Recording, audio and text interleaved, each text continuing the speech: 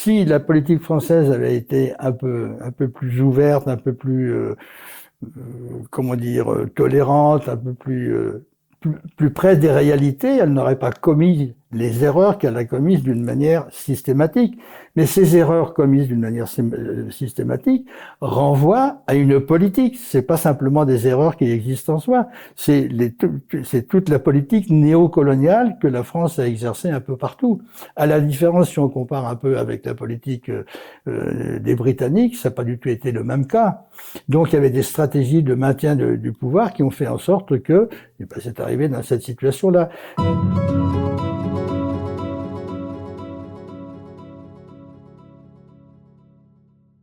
André Bourgeot, le Mali a mis en place les réformes institutionnelles voulues par la communauté internationale et par l'accord d'Alger. Et ensuite, une fois que ça a été fait, a demandé le retrait de la MINUSMA, retrait qui a été accepté. Est-ce qu'il y a coïncidence ou est-ce que c'est le fruit d'un désaccord ou c'est une planification, étant donné que les réformes institutionnelles consacraient l'accord d'Alger dans la constitution malienne? Je crois que c'est le résultat quand même d'une décision politique sur le long terme. C'est pas la première fois que les autorités de la transition prennent des décisions, notamment sur Barkhane et puis maintenant sur la MINUSMA. Donc je pense que ça fait partie d'une stratégie de rupture d'avec l'ancienne autorité politique et avec la politique française d'une part et d'autre part avec les institutions internationales. Mais ça avait été déjà déclaré, je crois, à l'ONU lors d'une intervention du Premier ministre de l'époque, et toujours le Premier ministre, Choguel Koukala Maïga. Donc non, c'est l'aboutissement d'une stratégie, enfin je dirais pas d'une stratégie, mais c'est l'aboutissement de décisions politiques, parce que je crois que le terme de stratégie ne convient pas actuellement sur les décisions qui sont prises par le gouvernement de transition. Au contraire, je sens qu'il n'y a pas véritablement de vision stratégique. Et d'où la situation qui prévaut actuellement, c'est qu'effectivement, on ne sait pas très bien où va aller ce gouvernement de transition. Le problème de la MINUSMA, je pense qu'il a été très très mal vécu par la CEMA. Parce qu'effectivement, la fonction, un des objectifs de la MINUSMA était, donc c'est une organisation pour le maintien de la paix, autour des casernes de la MINUSMA, il y avait toute une économie locale qui se déplaçait, et puis la MINUSMA était, on peut dire, en faveur de la CEMA. Si on fait maintenant le lien avec le contenu de l'APR, des accords de paix, dits accords d'Alger, ça allait tout à fait dans le sens de satisfaire les revendications de la CEMA. Donc je peux très bien comprendre dans une logique de la CEMA qu'ils n'ont pas du tout apprécié le départ de la MINUSMA, d'autant que, sur le plan cette fois-ci institutionnel, et c'est la position de l'ONU, l'ONU dit, nous, notre interlocuteur, c'est les appareils d'État, c'est l'État notre interlocuteur, quelle que soit la nature de l'État, même si cet État-là est issu d'un coup d'État militaire. On livre nos casernes à la puissance étatique, et non pas à un mouvement qui a été avec cette indépendantiste signataire des accords pour la paix. Donc, vous voyez, il y a quelque chose qui ne peut pas convenir à la CEMA, et la CEMA a pris des positions que je considère comme étant irrespectueuses par rapport à la politique internationale et par rapport aux décisions de la communauté internationale. La MINUSMA fait partie aussi de la communauté internationale. Y a certaines analyses qui disent que le Mali a demandé le départ de la MINUSMA une fois que la mission de la MINUSMA était arrivée à terme avec les réformes institutionnelles qui consacrent l'APR dans la nouvelle constitution au Mali. Donc, clairement, vous n'êtes pas d'accord avec ces analyses.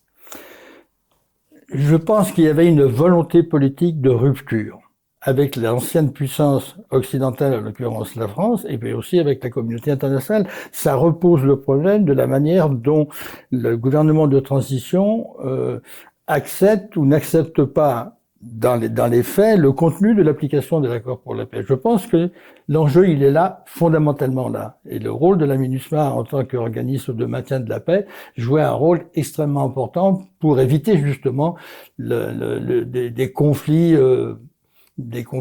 comment dire, interethniques, des conflits de communautés, etc. Donc le départ de la MINUSMA affaiblit sensiblement la position politico-militaire de la CEMA. Le départ de la MINUSMA, si ça ne rend pas l'accord caduc administrativement, est-ce que ça ne le rend pas caduc sur le terrain eu égard à ces regains de tension qui n'existaient pas depuis la signature?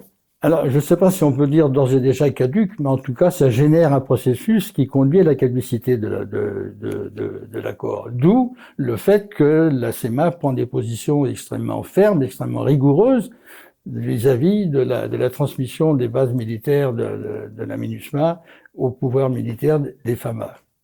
Et on a vu ces derniers temps chaque communiqué de l'armée malienne qui fait état d'une frappe sur une position des groupes terroristes.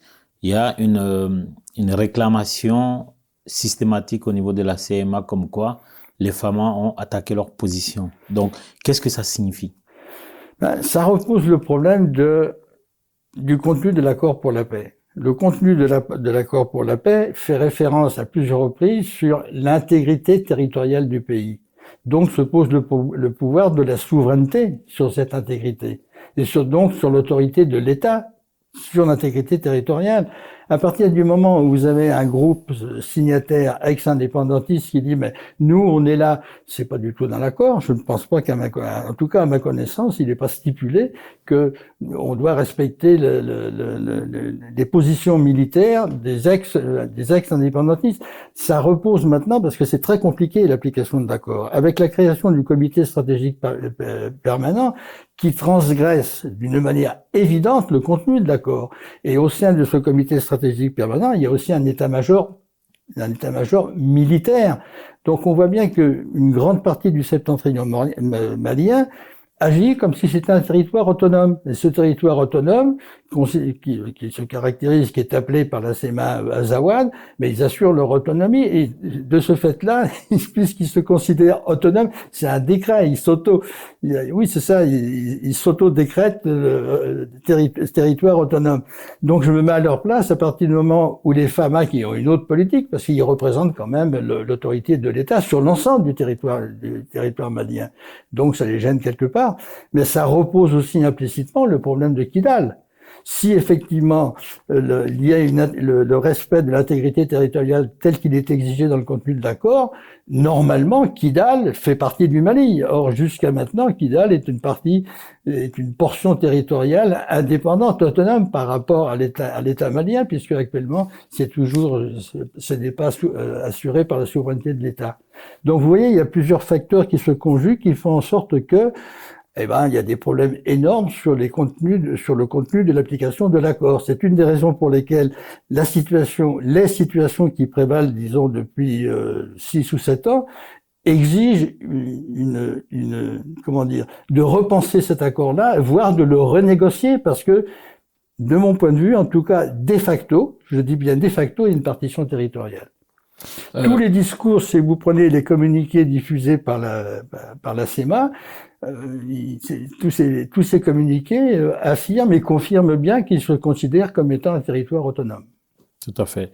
On a vu l'attaque malheureuse du bateau Tombouctou, l'attaque sur le camp de Gao, et bien avant ça, on a vu ce qui se passe à Tombouctou. D'aucuns parlent d'un blocus de Tombouctou, c'est-à-dire qu'on a mis fin à l'approvisionnement de quelques denrées que ce soit, de quelques biens que ce soit sur la ville de Tombouctou. L'autorité malienne aujourd'hui ne reconnaît pas ce blocus, mais de plus en plus de voix s'élèvent, y compris des habitants de Tombouctou, pour parler de blocus. Donc, comme je vous l'ai dit précédemment, quand des frappes de l'armée malienne surgissent, c'est la CMA, l'armée malienne dit qu'elle frappe les groupes terroristes, la CMA dit qu'elle a été attaquée.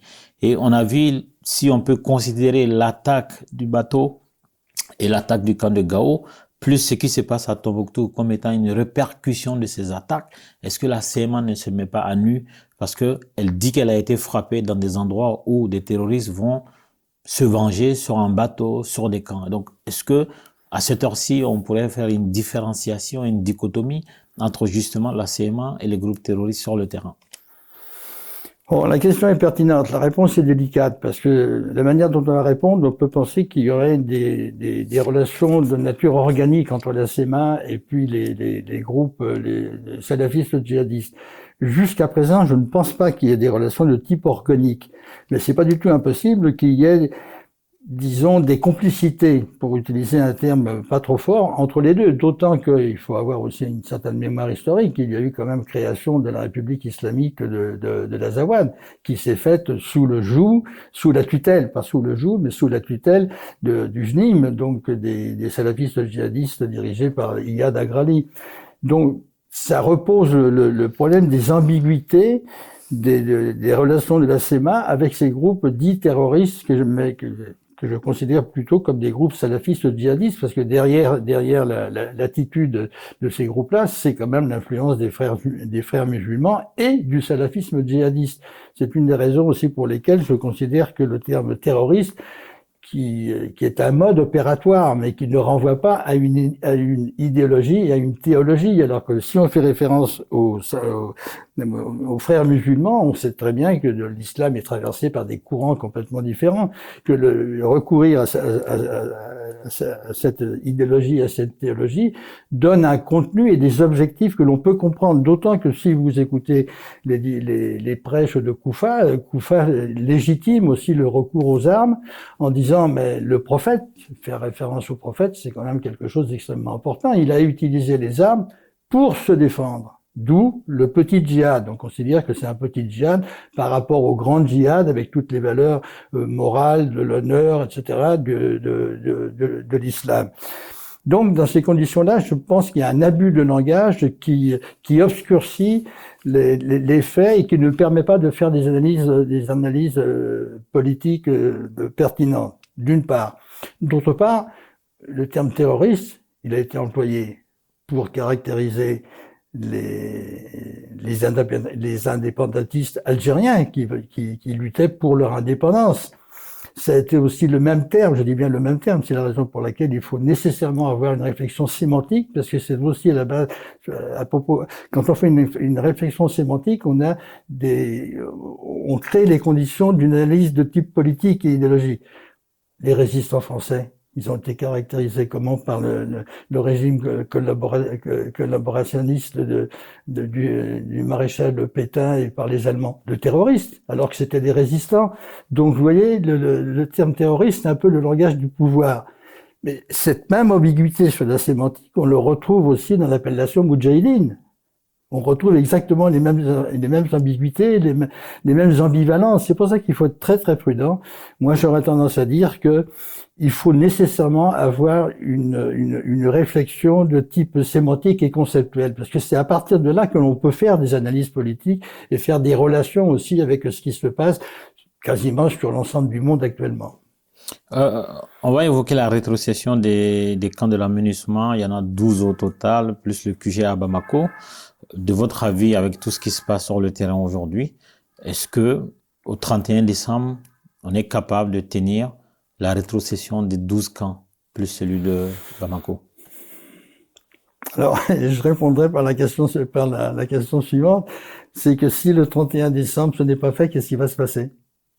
Ce qui m'amène à vous demander quel serait l'impact d'un retard dans la rétrocession des emprises de l'aménagement au-delà du 31 décembre 2023. Si la date du 31 décembre sera dépassée, après se posera le problème de l'instrumentalisation politique de la date non respectée.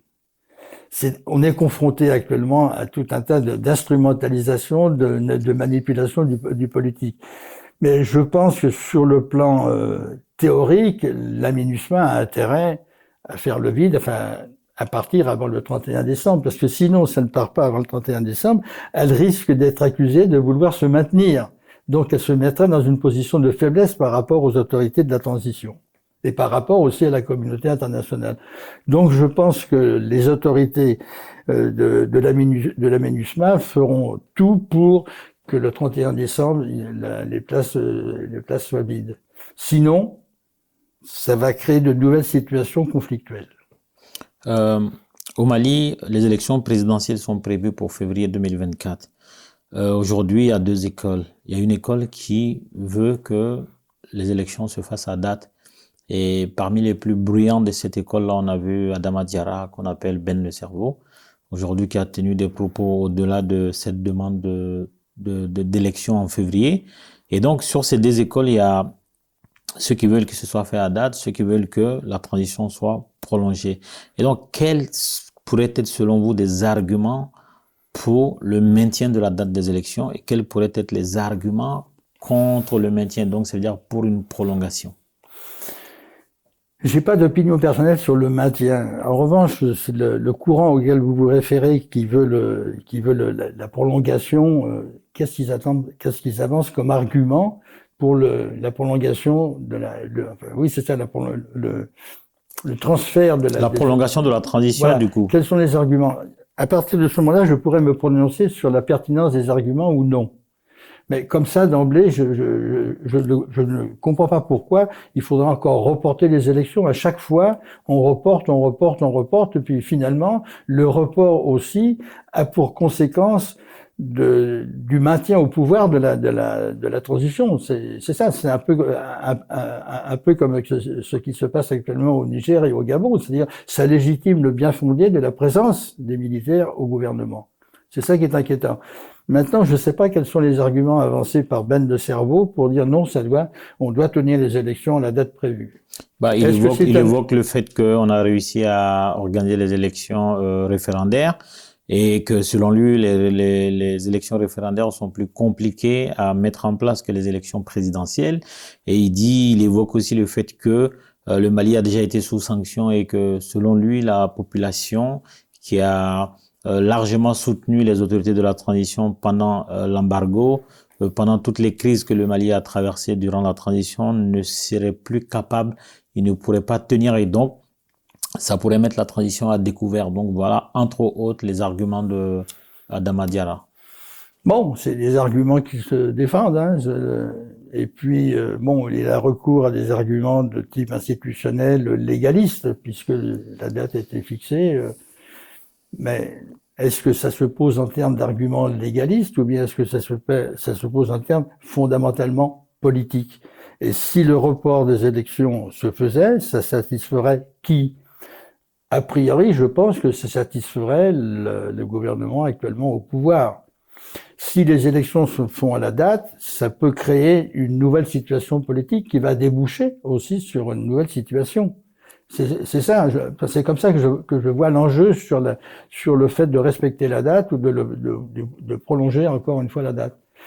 Bon, cette transition, elle est au pouvoir, ça fait au moins 3 ou 4 ans. Donc, sans arrêt, on repousse les choses, etc. Et finalement, ça crée quelque chose de statique et qui pourrit une situation politique aussi. Après le Mali, on parle des coups d'État militaires. Après le Mali, le Burkina Faso, le Niger, on est passé aussi par la Guinée, mais on en parle peu en ce moment parce que c'est pas du tout le même paradigme. Et donc, il y a eu le Gabon, même si le Gabon aussi semble avoir embrassé un autre paradigme. Donc, quel enseignement on pourrait tirer de tous ces coups d'État qui ont le même point commun, le rejet de la France systématiquement, même si au Mali c'est arrivé progressivement, mais le modèle malien fait école aujourd'hui dans la sous-région. Le Niger ne jure que par le Mali, le Burkina aussi. Quelles leçons on pourrait tirer vis-à-vis du rôle que l'ancien colonisateur a eu et qui a engendré ce rejet-là aujourd'hui que d'autres appellent sentiment anti-français, mais que moi j'appelle rejet de la politique française en Afrique? Alors, avant de répondre à votre question, je pense qu'il me paraît pertinent et même nécessaire de caractériser la nature de ces coups d'État, pour qu'on comprenne bien qu'est-ce que c'est, pourquoi ils arrivent à de telles pratiques. Je considère que ces coups d'État, notamment au Mali et au Burkina, ça a été animé par des militaires qui se réclament, des néo-souverainistes populistes. Le côté populiste, il est significatif. Il se réclame implicitement d'un panafricanisme, mais qui n'a pas grand-chose à voir avec ce qui était historiquement le panafricanisme. Ces coups d'État animés par des néo-souverainistes populistes ne sont pas porteurs d'un projet politique, ils ne sont pas porteurs d'un projet de société. Le seul projet qu'ils ont, c'est de faire en sorte que l'ancienne puissance coloniale dégage du pays. Ça, c'est une vision à court terme. Ça ne définit pas une vision politique stratégique, d'où un peu la faiblesse de ça. Alors maintenant, Pourquoi comment vous disiez, vous, le sentiment, Le rejet, aujourd'hui, c'est le rejet de la politique étrangère française qui est dite sur le continent. Et en France, dans les chancelleries françaises un peu partout dans ces pays, on évoque le sentiment anti-français. Non, alors moi je ne suis pas d'accord sur l'expression sentiment anti-français, parce que c'est quelque chose qui relève de l'émotionnel. Le sentiment, c'est quelque chose d'émotionnel. Mais l'expression que vous utilisez, rejet de la politique française, elle a un contenu politique. C'est qu'effectivement, elle condamne une politique animée par la politique française qui s'est appliquée au Mali, qui s'est appliquée au Burkina, en Guinée, au Niger, un peu partout dans les anciennes colonies françaises. Donc je considère que l'expression rejet de la politique française a une pertinence politique et elle ne masque pas les responsabilités politiques françaises dans les coups d'État. Si la politique française avait été un peu plus ouverte, un peu plus, comment dire, tolérante, un peu plus près des réalités, elle n'aurait pas commis les erreurs qu'elle a commises d'une manière systématique. Mais ces erreurs commises d'une manière systématique renvoient à une politique. C'est pas simplement des erreurs qui existent en soi. C'est toute la politique néocoloniale que la France a exercée un peu partout. À la différence, si on compare un peu avec la politique des Britanniques, ça n'a pas du tout été le même cas. Donc il y avait des stratégies de maintien du pouvoir qui ont fait en sorte que c'est arrivé dans cette situation-là. Donc la notion d'erreur ne me paraît pas du tout pertinente. C'est le fruit d'une orientation politique pensée qui s'appelle, certains disent paternaliste, je pense que l'utilisation du terme paternaliste est un peu une terminologie gentille. C'est pas du paternalisme, c'est du néocolonialisme, on le voit très bien. Donc c'est une des raisons pour lesquelles moi je serais non pas fondamentalement en désaccord, mais en désaccord avec certains de mes collègues ou bien certains analystes politiques qui ont recours à l'influence déterminante de la colonisation. C'est très facile. Si on fait ça, on gomme complètement la responsabilité du néocolonialisme. Or, la prise de conscience qui s'est faite, ou qui, notamment chez les jeunes, c'est en fonction de ce qu'ils ont vu, de ce qu'ils ont vécu. Ils ont vécu quoi? Le néocolonialisme. Même s'il y a une toile de fond coloniale, c'est pas la même chose que de dénoncer la colonisation, parce que la colonisation, on la dénonce depuis des décennies, hein, des historiens, tout ça. Actuellement, il y a eu des indépendances. Les indépendances ont généré quoi? Le néocolonialisme. Donc il faut s'appuyer sur la politique française depuis les indépendances. Or cette politique française depuis les indépendances n'a pas permis le développement de ces pays-là, ni l'indépendance de ces pays-là. Alors on tombe sur le problème de la démocratie. La démocratie, elle résulte aussi des conférences nationales, mais c'était une démocratie qui était exclusivement fondée sur une démocratie élective, donc une démocratie au sens politique du terme. Quid de la démocratie économique dans ces pays-là? Est-ce que l'ancienne puissance coloniale a permis à créer les conditions d'une démocratie économique? À ma connaissance, non. Donc, ça explique aussi beaucoup de choses. C'est une des raisons pour lesquelles, si on veut véritablement faire une analyse politique des situations qui prévalent et des coups d'État récents, on ne peut pas faire d'économie d'une analyse politique des politiques françaises, mais le des est peut-être abusif parce que c'est la même depuis des décennies. Est-ce que le fait de dire que c'est la Russie qui est derrière, que ce soit la Russie ou Wagner qui soit derrière tous ces coups d'État au Burkina Faso, au Mali et au Niger, est-ce que c'est une manifestation du néocolonialisme que vous venez d'évoquer? Probablement. Donc, moi je ne suis pas d'accord pour dire... il faut considérer que les échecs du néocolonialisme français ont permis l'émergence de nouveaux acteurs politiques. Et donc ces nouveaux acteurs politiques ne sont pas animés des mêmes objectifs et des mêmes intentions que le néocolonialisme français. C'est le cas de la Chine, c'est le cas de la Russie. Donc ce sont de nouveaux acteurs politiques qui interviennent. Ils ne suscitent pas ce mouvement-là. C'est ça qui me gêne un petit peu dans cette approche manichéenne. On accuse la Russie, la Chine, la Turquie, tout ce que vous voulez, d'être derrière. Non, je ne pense pas qu'on puisse analyser la situation actuelle et les erreurs du néocolonialisme français en ces termes. Ce sont de nouveaux acteurs qui ont profité de la situation. Mais quant à dire est-ce qu'ils sont dessus, ça c'est la théorie du complot. La théorie du complot, certains de mes amis me dénonçaient quand je disais un certain nombre de vérités. Donc pourquoi maintenant la théorie du complot serait pertinente et bien fondée? Non, ils jouent leur rôle aussi de nouveaux acteurs politiques qui ont une nouvelle conception du politique. Il ne faut pas minimiser, je pense en avoir parlé un jour avec vous, je ne me souviens plus où, de l'organisation de la coopération de Shanghai. Très très intéressant. Vous avez un tandem, la Chine et la Russie, qui ont créé ça en 2001, pour des raisons de protection des frontières. Il y a simplement que 4300 km de frontières communes entre la Chine et la Russie. Il y a eu des problèmes frontaliers, ils ont créé cela, et aussi pour créer les conditions de la stabilité en Asie centrale. C'est ça à l'origine. Bon, ensuite, ça a pris une certaine importance. L'Iran a eu une position de strapontin pendant des années. Elle souhaitait rentrer dans cette organisation. Finalement, c'est à partir de 2021 qu'il y a lien. Ce qui est intéressant dans l'organisation de la coopération de Shanghai, c'est que vous avez des États, c'est un multilatéralisme important, et c'est pas constitutif de blocs. L'organisation de la coopération de Shanghai n'est pas l'équivalent de l'OTAN. Il n'y a pas de dimension supranationale.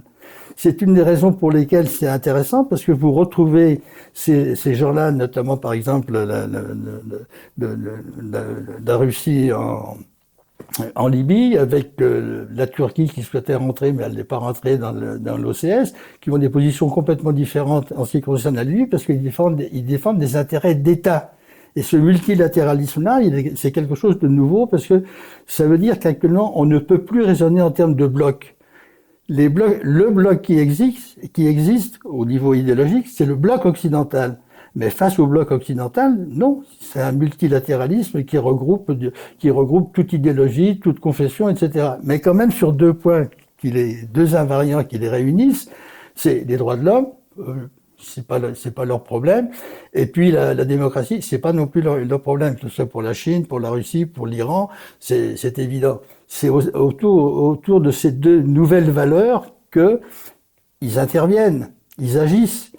Mais en plus de ça, il y a quand même des relations importantes entre l'Organisation de la coopération de Shanghai et les BRICS. Vous avez vu ce qui s'est passé avec les BRICS? Et vous avez l'Argentine, l'Arabie Saoudite. Qu'est-ce qu'il y a encore? Il y a encore 4 ou 5 pays qui veulent rentrer dans les BRICS. Les BRICS, c'est pas n'importe quoi, hein, c'est 30% du PIB mondial. Donc c'est une organisation qui peut parfaitement concurrencer le dollar et même à la limite le remplacer. Là, on retombe sur les intentions de Kadhafi. Rappelez-vous, Kadhafi, il avait capacité à créer une nouvelle monnaie qui est reconnue et qui concurrençait le dollar. Donc autour de la coopération de l'organisation de Shanghai, il y a une volonté politique de mettre en place un nouvel ordre. C'est ça qui m'intéresse. On n'en parle pas beaucoup et c'est un peu dommage parce qu'on voit cette volonté-là. Et ensuite, l'OCS lutte sur 3 points. Contre le terrorisme, contre le salafisme et contre l'extrémisme. Donc c'est un peu tout ça qui les fédère. C'est quelque chose d'important parce qu'on voit bien la position de certains États africains vis-à-vis des sanctions de la Russie sur l'intervention de la guerre russe en Ukraine. Vous voyez les conséquences que ça peut avoir aussi sur le continent africain. Merci André Bourgeot. Bon, merci bien. Merci. Merci de m'avoir invité. De rien.